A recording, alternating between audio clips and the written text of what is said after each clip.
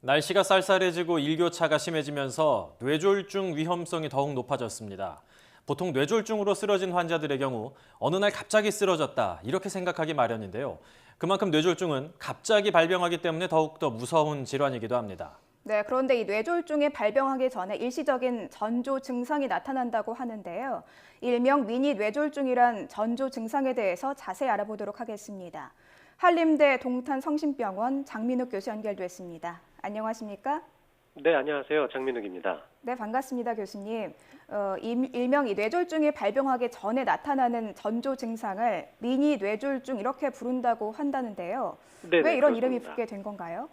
이게 미니 뇌졸중이 뇌졸중 증상이 한번 발생했다가 24시간 이내에 사라지는 걸 말하기 때문에 보통 그렇게 부르고요. 네. 대부분은 수십 분 이내에 사라지기 때문에 가볍게 여길 수도 있지만 이게 어떻게 보면 뇌혈관에 이상이 있다고 알리는 경고 증상이기 때문에 가볍게 여길 일만은 아니죠.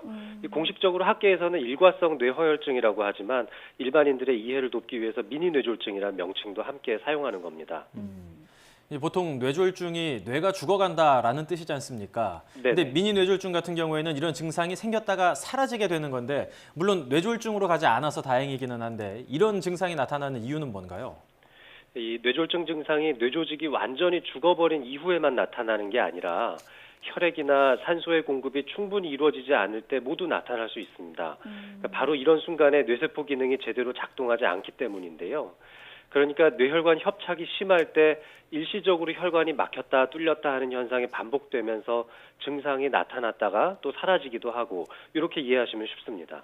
뇌가 죽어가는 일반적인 뇌졸중과는 다르게 이제 증상이 나타났다 사라지는 미니 뇌졸중은 조금 증상 자체가 좀 다를 수도 있다라는 생각이 드는데 미니 뇌졸중의 증상은 어떤 식으로 나타납니까?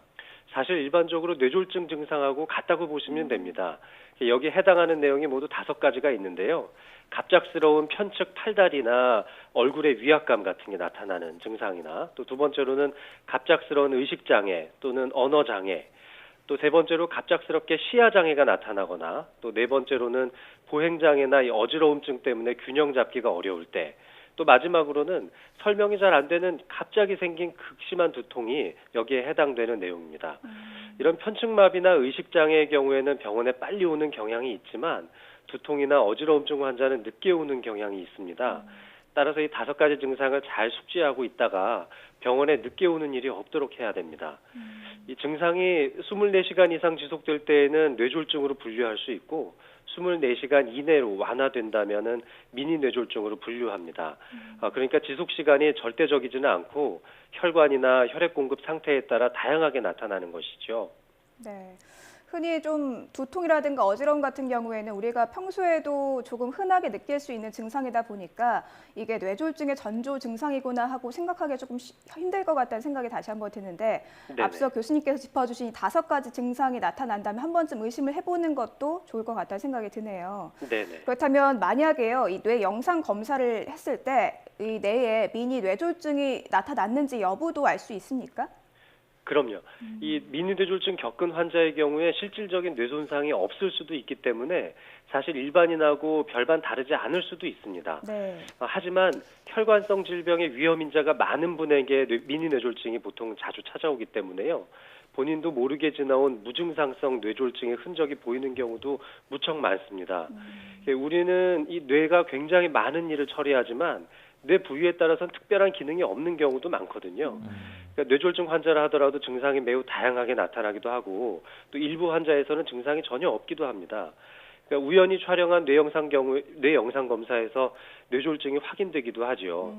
그러니까 미니 뇌졸중을 겪은 환자일수록 바로 이런 무증상성 뇌졸중 흔적이 자주 발견되는 것도 이런 이유 때문입니다. 지금 저희가 짚어보고 있는 미니 뇌졸중이 뇌졸중의 이제 전조 증상이다 이런 얘기를 하고 있는데 네네. 뇌졸중, 미니 뇌졸중을 한번 겪은 사람이라면 아무래도 뇌졸중이 발생할 가능성이 좀 높다 생각할 수가 있겠는데 발병 확률 어느 정도 됩니까? 이 미니 뇌졸중을 경험했던 환자들 중에 10%, 그러니까 한 10명 중 1명꼴로는 실제 뇌졸중이 3개월 안에 생깁니다. 그러니까 이 중 대부분은 3개월까지 가지 않고 또 72시간 이내에 발생된다고 알려져 있기 때문에 미니 뇌졸중 증상이 있으면 72시간 이내에 서둘러서 병원에 와서 진단을 받아보는 게 중요하죠. 또 반대로 생각해 보면 실제 뇌졸중 환자들 중에서 40% 그러니까 10명 중 4명은 뇌졸중 발생하기 전에 미니 뇌졸중을 경험했다고 말씀하고 있습니다. 그러니까 경고 증상이 있었음에도 불구하고 나중에 돌이켜 보니까 미연에 대처하지 못한 점에 대해서 후회하시는 분들도 많다는 얘기죠. 뇌졸중에 대한 이제 위험이 상당히 높은 가운데 미니 뇌졸중을 한번 겪었던 사람들은 72시간을 상당히 좀 중요하게 생각을 해야겠다는 생각이 드는데 네네. 이런 미니 뇌졸중 특히 조심해야 하는 사람 또는 그런 시기 같은 게 있다면 어떤 게 있을까요? 네, 아주 중요한 질문인데요. 이 고혈압이나 당뇨, 그리고 고지혈증과 같이 혈관성 질병의 위험 요소를 가지고 계신 분들이요.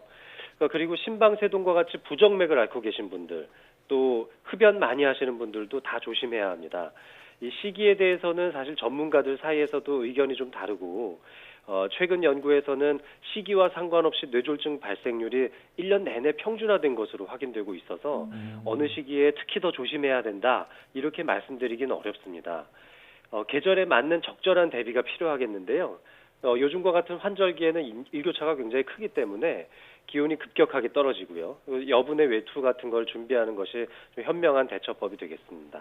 네, 그런데 이 전조 증상이라는 게 어떻게 보면 우리 몸이 보내는 경고 신호 이렇게 좀 해석을 할 수 있지 않습니까, 교수님? 네네, 그렇습니다. 네, 그렇기 때문에 이런 미니 뇌졸중도 평소에 좀 신경 써서 관리하면 오히려 더 큰일, 그러니까 뇌졸중을 막을 수 있지 않을까 싶은데 어떻습니까? 그렇죠. 미니 뇌졸중 한마디로 뇌졸중 전조 증상이니까 이걸 통해서 그 혈관 질환에 대한 관심이나 관리를 더 철저히 하게 할 수 있는 좋은 계기입니다. 그러니까 건강에 대해서 적색 신호등처럼 생각하시고 적절하게 대처한다면 오히려 더 건강한 인생을 계획할 수 있습니다. 만약에 미니 뇌졸중을 경험하셨다면은 너무 놀라지 마시고 병원에서 그 원인을 찾아보고 그에 맞는 적절한 치료를 하신다면은 뇌졸중뿐만 아니라 심장질환, 또 말초동맥 질환과 같은 전반적인 혈관성 질환에 대해서 대책을 세울 수 있습니다. 어떻게 보면 좋은 기회가 될 수도 있는 겁니다. 해외에서는 이 셀카를 찍던 한 여성이 화면 속에 자신의 얼굴이 너무 부자연스럽게 움직이는 걸 보고 자신이 미니 뇌졸중에 걸렸구나 이걸 눈치채서 병원에 갔다는 내용이 알려져서 화제가 되기도 했었는데 자신이 이렇게 미니 뇌졸중인지 아닌지 알 수 있는 자가 진단법 같은 게 있을까요? 네, 지금부터 제가 말씀드린 자가진단법을 잘 숙지해 두시면 좋습니다. 첫 번째로는 거울을 보면서 웃음을 지어보거나 크게 이 하고 발음했을 때 얼굴 모양의 좌우가 평상시와 다르다면 안면마비를 의심해 볼 수 있습니다. 또 두 번째로는 타인의 손가락을 양쪽 손으로 힘껏 쥐어보는 동작을 취해보서 양쪽 손에 쥐는 힘이 서로 다르다면 마비를 의심해 볼 수 있습니다. 또 세 번째로 나란히 팔꿈치를 펴고 앞으로 나란히 자세를 취하면은 10초 동안 팔을 들고 있다가 한쪽 팔꿈치가 서서히 굽혀지거나 한쪽 팔이 아래쪽으로 조금씩 떨어진다면은 편측 마비를 체크해 볼 수 있습니다.